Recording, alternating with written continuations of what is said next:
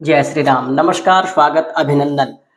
प्रिय दर्शकों, शनि का राशि परिवर्तन किस प्रकार रहने वाला है मीन राशि वाले जातकों के ऊपर, इसका हम अध्ययन करेंगे। मीन राशि गुरु के प्रभाव वाली राशि। मीन राशि में ही शनि का ये गोचर हुआ है। शनिदेव मीन राशि में 30 वर्षों बाद आए हैं। तो मीन राशि के लिए ये गोचर स्थिति जानना, ये राशि परिवर्तन जानना विशेष महत्वपूर्ण हो जाता है, क्योंकि देखिए मीन राशि वाले जातक पहले से ही शनि की 7.5 में चल रहे हैं। शनि की 7.5 का प्रथम चरण समाप्त हुआ है एवं 29 मार्च रात्रि काल से शनि की 7.5 का द्वितीय चरण प्रारंभ हो गया है, दूसरा चरण मीन राशि वाले जातकों के ऊपर। देखिए शनि की 7.5 का जो दूसरा चरण होता है, ये असली परीक्षा का समय होता है। लेकिन देखिए कोई घबराने वाली बात नहीं है। द्वितीय चरण, इसमें कोई संशय नहीं कि शनि के 7.5 का जो दूसरा चरण होता है कष्टदायी होता है। उसमें व्यक्ति की परीक्षा शनिदेव लेते हैं, अपनी कसौटी पर व्यक्ति को परखते हैं, कसते हैं। परंतु कुछ सावधानियां, देखिए होता क्या है कि यदि हमें ये पता चल जाए कि हमें किन चीजों से खतरा है, क्या सावधानियां रखनी है। यदि आप किसी रास्ते पे जा रहे हैं, आपका कोई डेस्टिनेशन है, आपको कोई लक्ष्य है, कहीं जाना है आपको, और आपको उसका मार्ग पहले से ही पता है कि ये रास्ता है सरल, इस रास्ते से जाएंगे तो जल्दी और सुरक्षित पहुंच जाएंगे, तो वो रास्ता भले ही लंबा हो आपके लिए सुखद सकारात्मक हो जाता है। परंतु आपको भान ही ना हो, अर्थात ज्ञान ही ना हो, पता ही ना हो। आपको बस ये पता है कि जाना वहां है और किस रास्ते से कैसे जाना है तो आपको पता नहीं, अर्थात आप बीच बीच में पूछते हुए जाएंगे। और यदि आपको पता होगा तो ज्यादा सरल हो जाएगा। यही होता है कि ढैया भाई दूसरा चरण आ रहा है शनि के 7.5 का। अब इस दूसरे चरण में क्या सावधानियां रखनी है, किस प्रकार जीवन व्यतीत करना है, क्या क्या चुनौतियां आ सकती हैं, यदि आपको ये पहले पता होगा तो आप आने वाली चुनौतियों से बड़ी सरलता से निपट सकते हैं।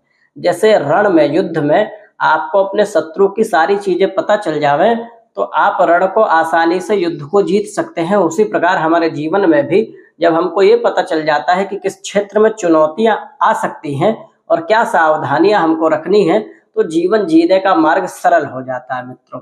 इसी आज प्रयास करेंगे कि मीन राशि वाले जातकों पर जो शनि की 7.5 का दूसरा चरण आ रहा है उसमें कैसे सरलता हो पावे, क्या ध्यान रखें। देखिए 7.5 के 3 चरण होते हैं, 2.5 वर्षों के। ये है दूसरा चरण, और दूसरा चरण अभी बताया मैंने कसौटी का होता है, परीक्षा का होता है, इसमें बहुत सावधानियां रखनी होती हैं। देखिए आपकी राशि में ही शनिदेव आ रहे हैं। मीन राशि से चंद्र कुंडली के आधार पर सारी चर्चा है दर्शकों। मीन राशि से लाभेश और व्ययपति भी शनिदेव होते हैं। लाभेश का आपकी राशि में जाना कुछ मायनों में सकारात्मक भी है। क्या कि जब शनिदेव का संबंध आपकी राशि से बन रहा है तो आप इस पूरे 2.5 वर्ष अर्थ की स्थिति को बलवान करने की चेष्टा करते रहेंगे। मतलब आर्थिक स्थिति आपकी बलवान हो, इस विषय में काम करते रहेंगे। आपका दिमाग इसी विषय में चलेगा कि कैसे आर्थिक स्थिति बलवान हो पावे। परंतु शनिदेव यहाँ व्ययपति भी हैं, खर्चा भी करवाएंगे। ऐसे व्यय करवा सकते हैं जो अनावश्यक हो, इसका बचाव रखना है कि कोई बहुत बड़ा व्यय अनावश्यक नहीं करना है। आपको प्रेरित कर सकते हैं। देखिए शनिदेव अंधकार है, विषाक्त है शनिदेव। शनिदेव का स्वभाव क्या है? मंदा, धीरे। शनिदेव दूरगामी लाभ और दूरगामी नुकसान भी पहुंचाते हैं कि आज आप कोई कर रहे हैं कार्य तो उसका आने वाले कई समय तक उसका नुकसान आपको उठाना पड़े, या फिर आज कोई ऐसा कार्य कर रहे हैं जिसका सकारात्मक फल शनि दे रहे हो तो उसका कई समय तक आप लाभ उठाते हैं। ऐसे शनिदेव का ऐसा प्रभाव होता है, बहुत समय तक रहने वाला प्रभाव, और बहुत धीरा प्रभाव देते हैं। लेकिन देखिए शनि की 7.5 सर्वदा कष्टकारी नहीं होती, पहले भी मैं बता चुका हूं। शनि की 7.5 में लोग बाग का कल्याण भी होता है, उत्थान भी होता है। लेकिन हाँ 7.5 का दूसरा चरण कल्याण हो भी रहा होगा तो उसमें भी कहीं ना कहीं परीक्षा लेते हैं, क्योंकि इस समय शनिदेव आपकी राशि पर रहते हैं, अर्थात आपकी छाती में रहेंगे। शनिदेव पहले भाव में हो, राशि में हो, पंचम में हो, सप्तम में हो, बहुत श्रेष्ठ कर फल नहीं देते हैं, ये तो बात सत्य है। लेकिन कुछ मायनों में अच्छा भी है। शनिदेव व्यक्ति के अंदर अनुशासन की क्षमता बढ़ाते हैं, व्यक्ति को धैर्यवान भी करते हैं, इसमें कोई दो राय नहीं। अर्थात कष्ट सहने की शक्ति भी शनिदेव बढ़ाते हैं। यदि कोई दुख है, बहुत सी चीज ऐसी हैं कि देखिए, दुख बड़ा तब है जब आपसे सहा नहीं जा रहा हो, और जब आप किसी भी कष्ट को सरलता से सह पा रहे हैं, स्थिति ठीक है। तो शनिदेव कसौटी पे तो उतारते हैं, परंतु व्यक्ति की सहन शक्ति में बहुत वृद्धि कर देते हैं कि ऐसा व्यक्ति बलवान कौन कैसे होगा, व्यक्ति कोई व्यक्ति ताकतवर कैसे होता है, इसका क्या सूत्र है? व्यक्ति को बलवान होने के लिए रण में उतरना पड़ता है, युद्ध में उतरना पड़ता है, उसे अपने शौर्य पराक्रम का प्रदर्शन करना पड़ता है। और जब व्यक्ति रण में उतरेगा, युद्ध लड़ेगा, या फिर जीवन में कसौटी पे कसा जाएगा, तो मजबूत भी होगा। तो शनिदेव मजबूत भी करते हैं। ऐसा नहीं है कि नकारात्मक ही है, बहुत सी चीजें हमको दिखती नकारात्मक है, परंतु जीवन में लाभ भी देते हैं, उसका हमें बहुत ज्यादा सकारात्मक अनुभव भी होता है। और जीवन में अनुभव बहुत बड़ी कुंजी है। देखिए, स्वास्थ्य का ध्यान रखना है। इस बीच अपनी लाइफ स्टाइल को एकदम अनुशासित रखिए।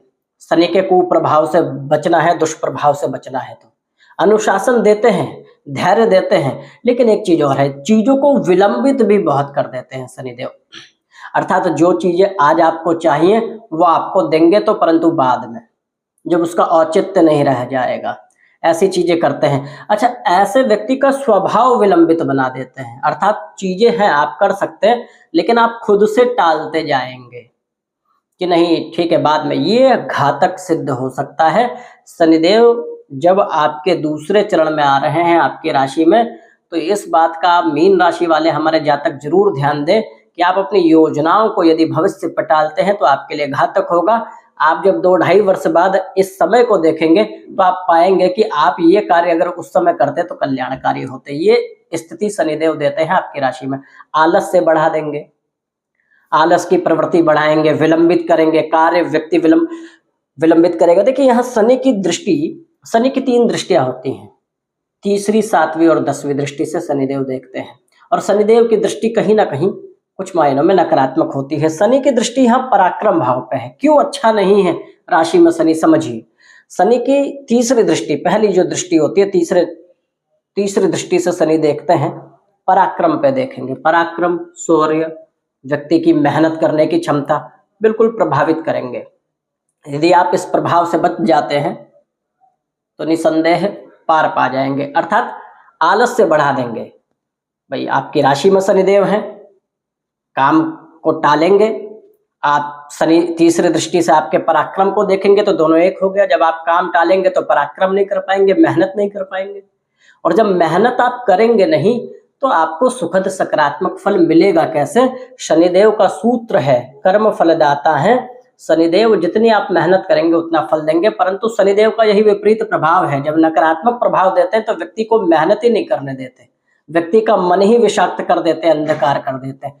इससे बचना है आपको, बस ये बचाव रखना है कि अपने मन को नकारात्मक नहीं होने देना।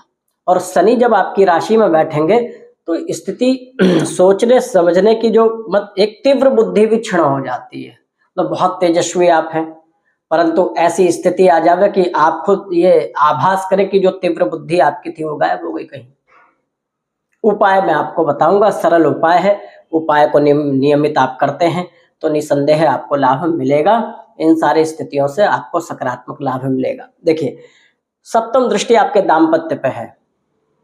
एक चीज अच्छी है कि गुरु के घर में शनिदेव है तो बहुत ज्यादा नुकसान नहीं करेंगे, क्योंकि देव गुरु बृहस्पति ऐसे ग्रह हैं जो सब ग्रहों के को कंट्रोल करते हैं, अपने अधीनस्थ रखते हैं। तो ये ठीक है। एक चीज, इस वर्ष जो परिवर्तन हो रहे हैं, कुछ महीनों बाद अभी गुरु का परिवर्तन हो जाएगा, राहु का परिवर्तन हो जाएगा।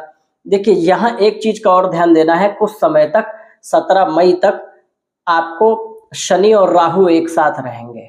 आपकी ही राशि में राहु है और यहीं शनि आ जाएंगे। 18 मई को जो है राहु का परिवर्तन होगा। तो तब तक स्वास्थ्य का विशेष ध्यान देना है।